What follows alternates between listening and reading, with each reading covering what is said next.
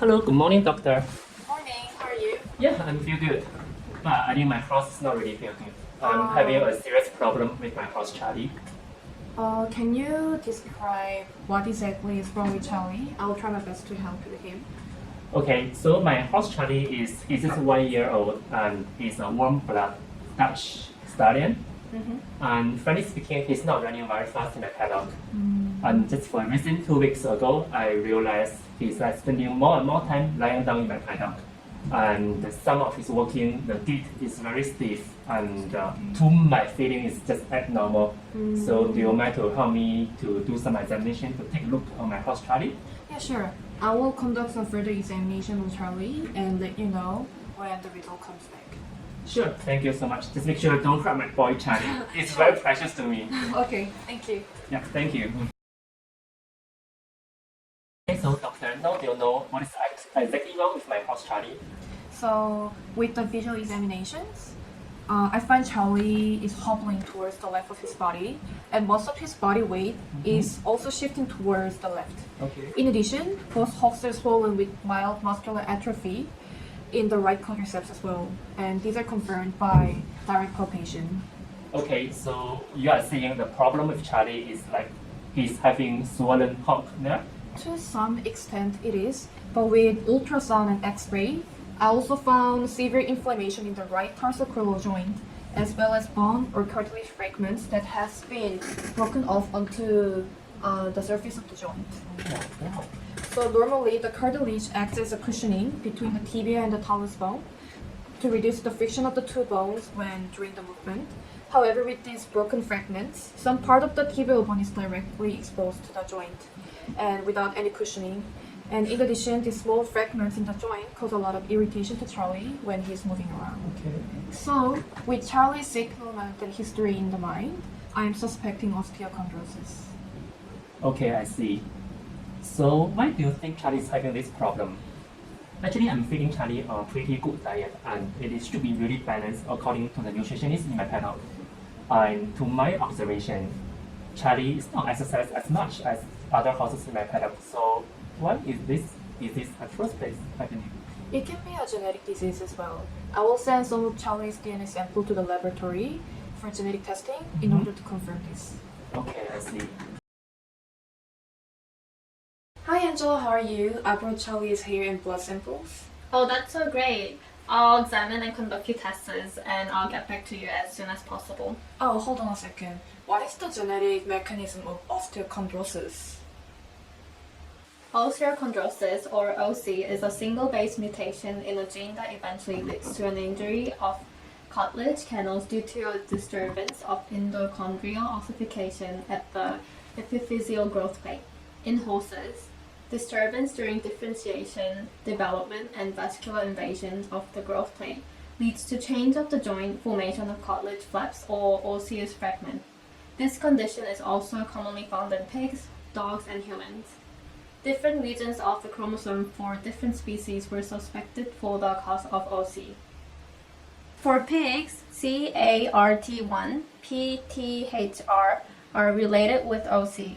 Mutations in these regions shown to disturb bone formation and therefore leg weakness.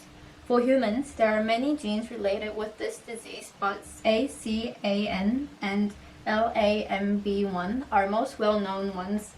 Mutations in these regions can lead to diseased subchondrial bone, thus short stature and early osteoarthritis.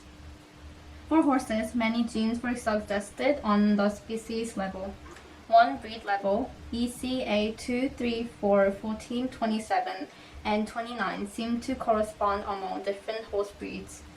Among those, the size-related gene, LCORL, seems to be of great importance of OC in warm blood horse breeds. Mutation in these regions can lead to different conditions as I have explained earlier. So what genetic test are you going to conduct on Charlie's samples? That will be SNP testing. So SNPs are one of the most common types of genetic variation where there is a single base change in a DNA sequence at a specific locus. It tells individuals' risk for disease based on common genetic polymorphism. And this is because it has been found that there are many regions of the genome associated with the development of OC. Therefore, detecting mutation in these regions of the genome can help with diagnosing familial OC. There are 2 commercial testings currently available, but we use Equine 70K chip in our lab. So Hyewon, here's a drawing of a typical DNA typing chip. It's a very small chip made out of 12 sections where each can examine the DNA of a different individual. Each compartment is a microscopic array of tiny beads containing a sequence corresponding to the sequence adjacent to the SNP loci.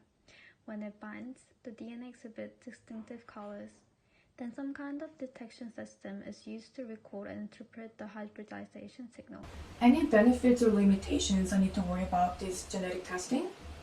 Yes, so if you look at the table here, benefits of SNP testing are that it's cost effective and it minimizes the need for testing unnecessary genes that are not of interest.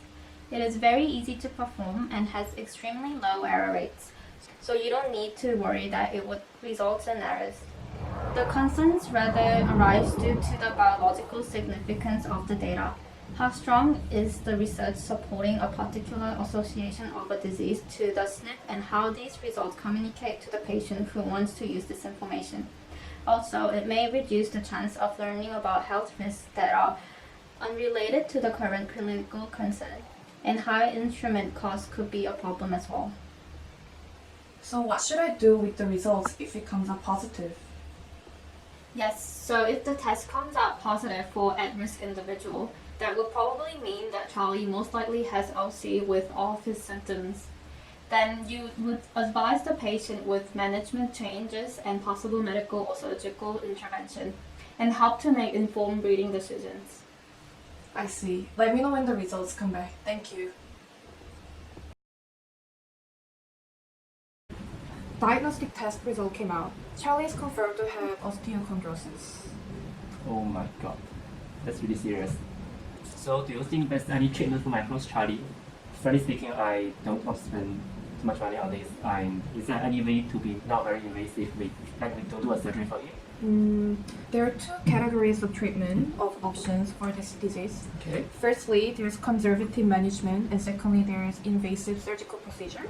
So conservative management is treating with antibiotics, hyaluronic acid injection, diet and lifestyle adjustment, etc. Okay. However, since Charlie already developed severe symptoms such as joint effusion, lameness, so arthroscopic surgery is recommended. Okay, so what will happen if I don't do anything to Charlie? So if untreated, osteochondrosis with swelling can lead to arthritis and chronic or permanent joint damages. Okay, so do you mind to explain what is a arthroscopic surgery? So 2 or more small incisions that are less than 1 centimeter are made on the joint. Through those incisions, small camera called arthroscope and other instruments are inserted to remove the bone fragments. Okay. After that, the joint is extensively flushed to remove the remnants, and this procedure needs general anesthesia. Okay, so do you think after this whole process of surgery, Charlie will be like back to normal and to do like normal running again? Like exercise? Yes. So right after the surgery, Charlie needs strict stall rest for at least 2 weeks. Okay. After that, it really depends on the prognosis if Charlie can go back to exercising and doing work.